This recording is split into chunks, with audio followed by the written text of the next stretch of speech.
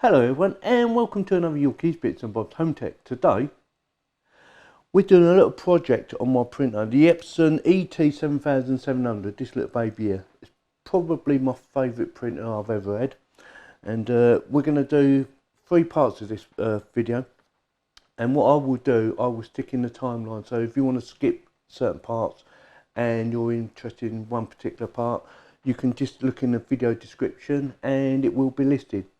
So the first part will be cleaning, because now and again it picks up a bit of ink, and so now and again I have to give it a bit of a clean. This is not the correct way to do it, but this is how I'm going to be doing it. The second part will be filling up the ink. It's getting low on ink, so I'm just going to show you how to do that, because there will be people who don't know how to do it. So I'm going to show you how to top it up with ink. And the third part is this. This is fabric printable. Yeah, so I'm going to show you how to print onto this, or it's actually quite easy anyway. I'm going to show you how well it prints onto this using a photo that one of my subscribers sent me, and it's a photo of himself. So it'd be interesting to see what you think. Anyway, with that, shall we go on with it?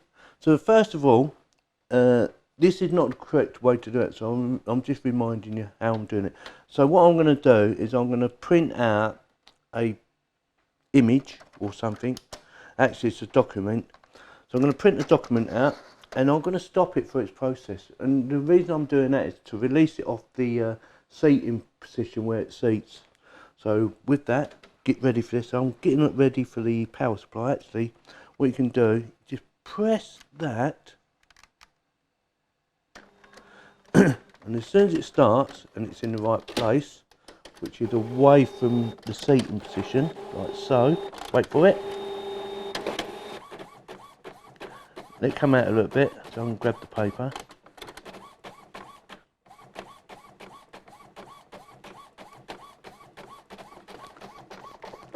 Put it out, and that should, right, see that's freed that up now, so I can move that left and right. Right, so like I said, this is not the correct way to do it, so I pulled the plug out while it's going across, and I'm just going to pull the paper out, move that out of the way. This is the way I do it. I mean, the reason you might want to clean this is, and I'm not sure I can show you, down here where it sits, now and again it will pick up some ink, especially if you've had a jam up. So what I tend to use is something like this, which is a cleaner. It's nearly 100% pure. It says alcohol 100% pure, and I'll stick a link in the video description for you in case you want to buy something like this. So this is what I use, because it just evaporates, it doesn't leave any residue. So what I tend to do is I move it either to one side or the other. Doesn't matter which way you go. Just remember you got to put it back again. And I fold up some kitchen towel. And you just need it roughly to sit in there. So I tend to do like that. So it just roughly goes in there like so. And then I spray it with this.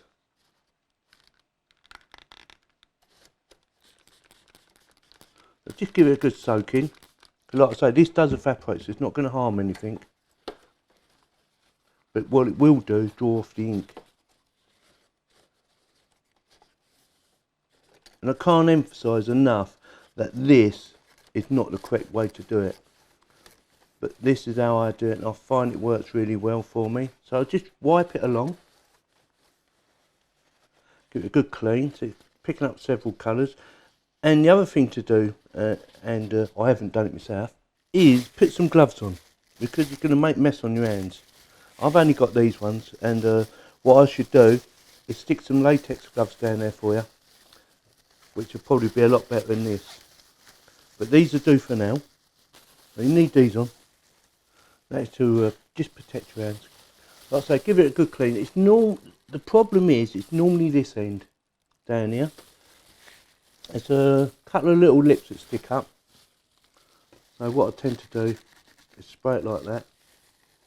Give it a good clean around that area.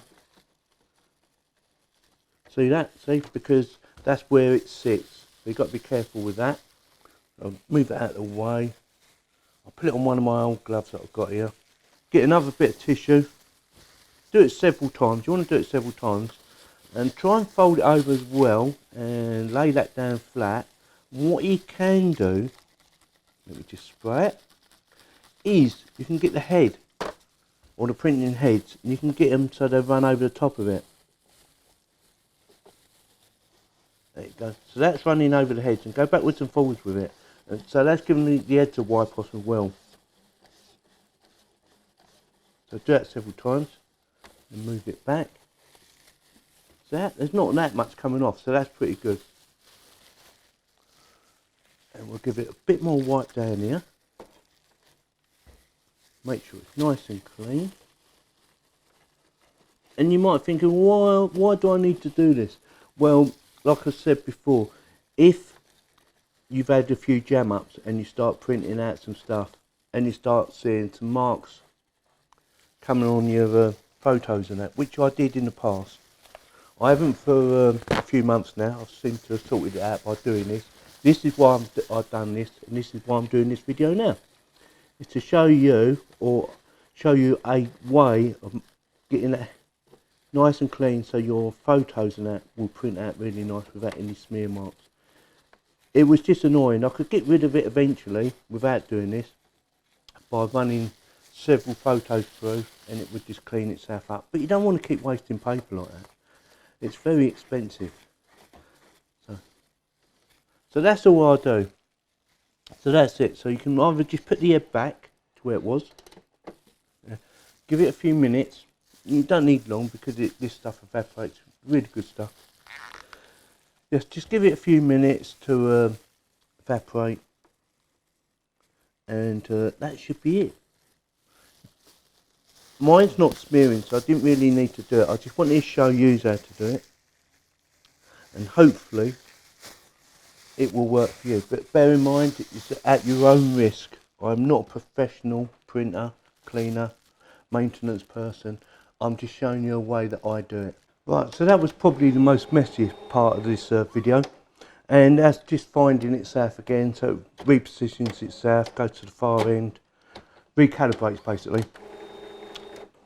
We'll do that a few times, and then it will sort itself out. It's like it's had a power cut.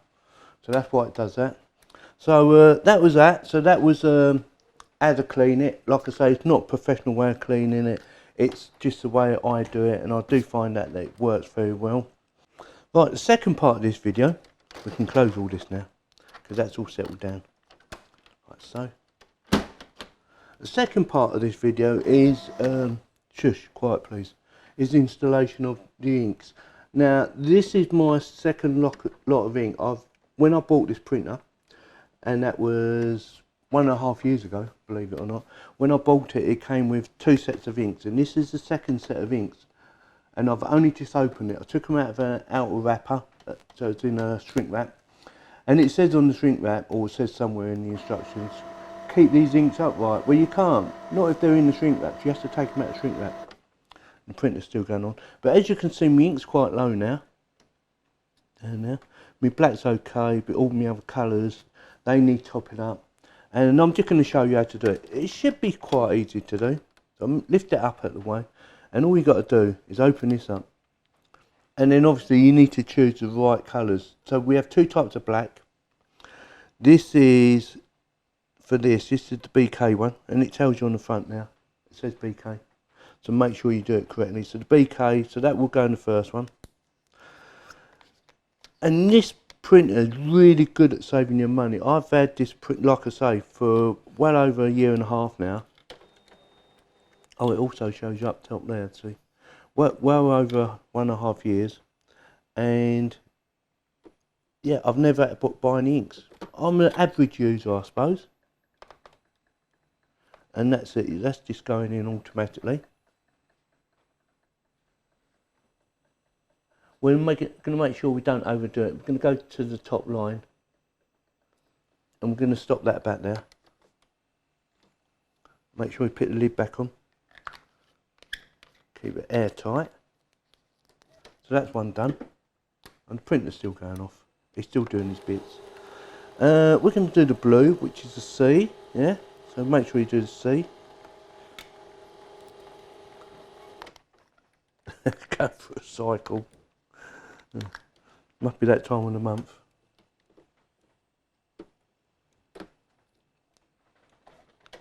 And that's quite low, this one.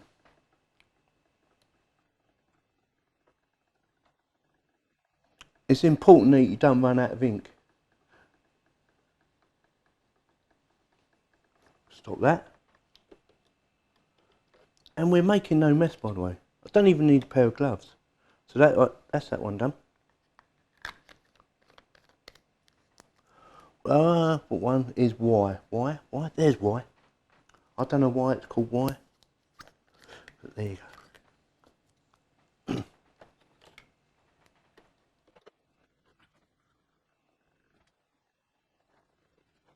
One of the things I did find annoying about this printer, more than anything, is it claims, we're doing them next, it claims you can use up to 300 grams of paper.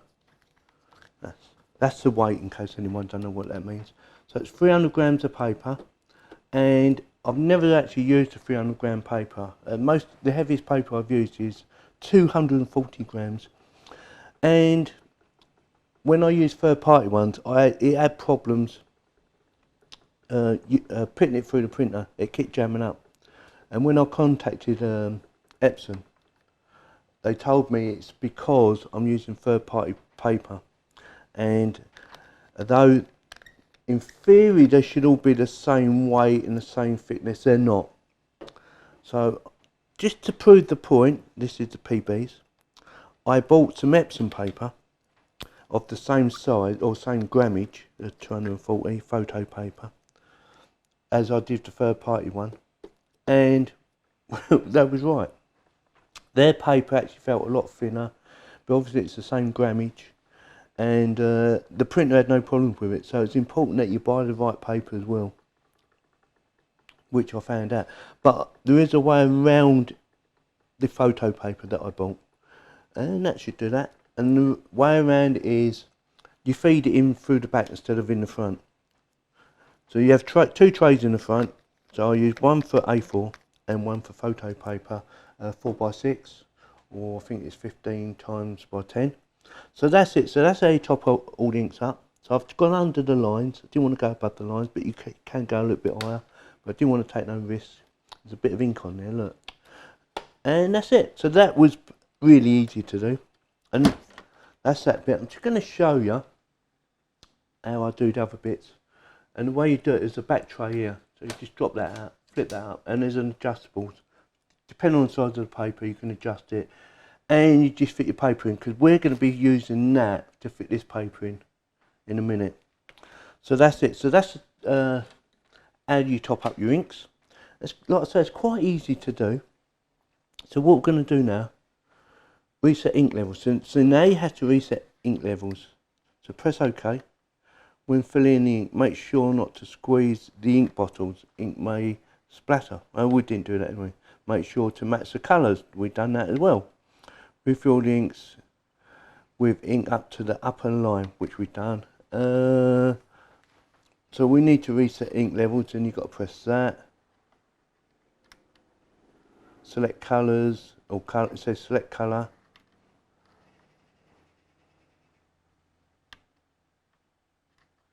Is it just put? Oh right, I see. So we've done them all. So I've not had to do this for a long time. And do that. Reset complete, regular, confirm the actual inks. There you go, and there you go. So that's done. So that's all finished. Like I said, quite easy to do.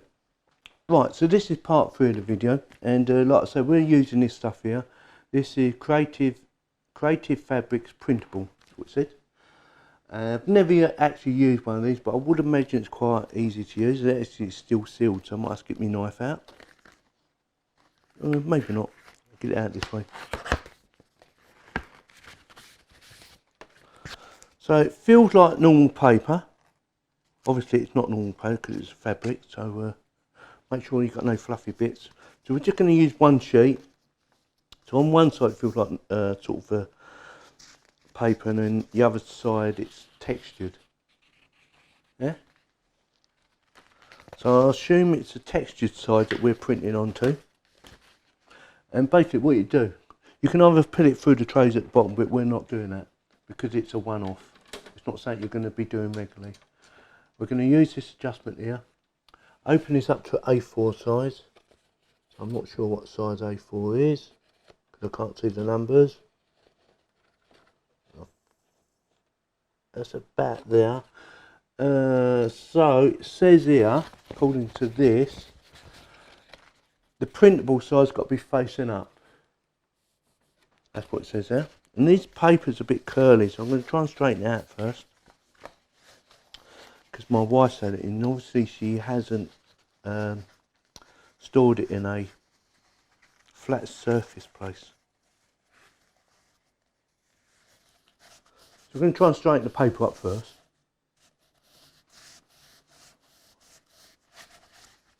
So, or as much as we can anyway. So take one sheet, I'm going to pop it in there. Right, so I've set it all up. So I'm using Epson's ET photo print. I quite like the software, works really easy, does everything you need it to do. And the person in the, or the person that's in the picture is Darren, and he's one of my willing subscribers. He agreed for me to do this video. So thank you for that, Darren. You get my thumbs up for this one. And this is it. So basically, we've just got to set this up. So we're going to go into printer settings. Because I normally have it on, I normally have on 4x6, this size here, blah blah, paper size. But for this we're doing A4, because that's A4 size. We're doing it high, you can do high or standard. I like to do high if I'm photos. If I'm doing photos, I always do high. So we're doing high for this. Borderless, we could have it with or without a border.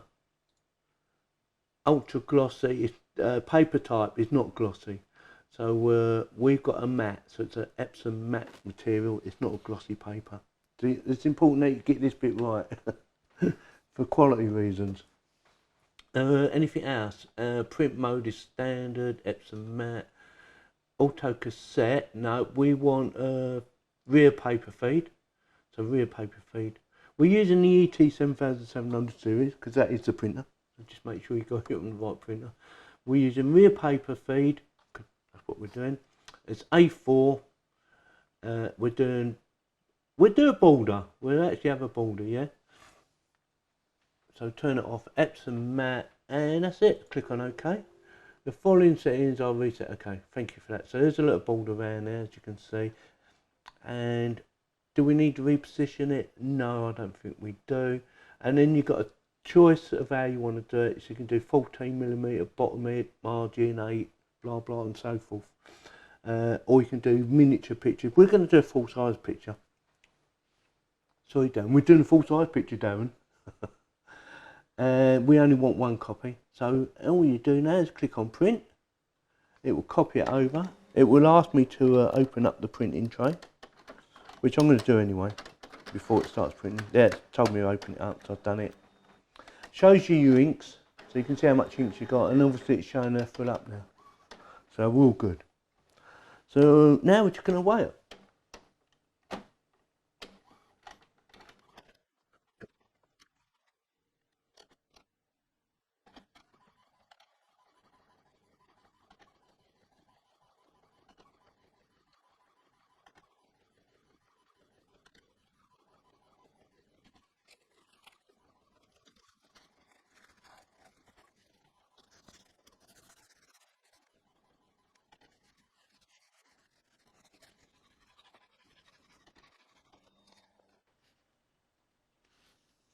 Oh, that's it. So that's it. It's come out really nice. One thing to bear in mind, because the paper was curly, it nearly caught up on you as it's coming out. So that's why I stuck my hand in there quickly, because my wife hasn't laid the paper flat. So you need to make sure you lay it flat, so it's easier to do. But yeah, so that's come out. I'm not sure what you have to do now. I believe you have to steam it off or something. But I just quickly read the instructions, and it says you have to steam it off, so you use an iron. So basically put an iron on the back and it will steam it off. So we're going to go and do that now and I'll get back to you. Right, so I've ironed it off and it's quite easy. Just run your iron over, make it nice and hot. Yeah, obviously don't want to burn it. Make sure you read the instructions as well. And yeah, it was really easy to peel off. As you can see through it. And there it is. So that's Darren. Oh, I better move that in before I damage it. Close all that up. So let me know what you think. I think that's pretty cool. That is fabric. That is not paper. That's an A4 fabric, and you can do little photos, big photos, all sorts. But I just wanted to show you a little experiment. And like I say, the reason it's got some dirty marks up there is purely for the fact that the paper was quite curly, and it was starting to get caught up as it's coming out, and I had to stick my finger in and pull it down. But I've straightened it out as much as I can now.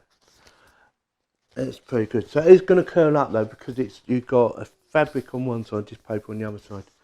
So it will try and curl up. So before you start your printing, I suggest you force it the other way for a little while. And that was it. So basically, you just put that down there. If it chucks the paper straight back out again when you press print, it's because it's already detected it. You want it to put it in. You're supposed to put it in when it tells you to put it in, even though I didn't do it like that.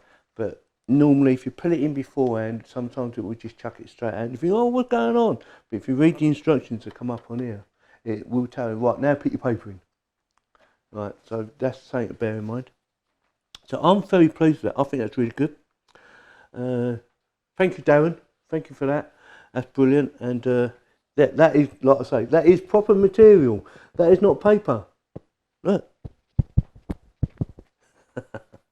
So just to recap, right, so what we've done a bit of cleaning, and I emphasise this again, this is not the correct way to do it. This is my way of doing it. You shouldn't do it like this if you are risking damaging your printer. But I just wanted to show you how I've done it, and it works for me. Can you be quiet, please? I'm making lots of noise now. And I find it works for me.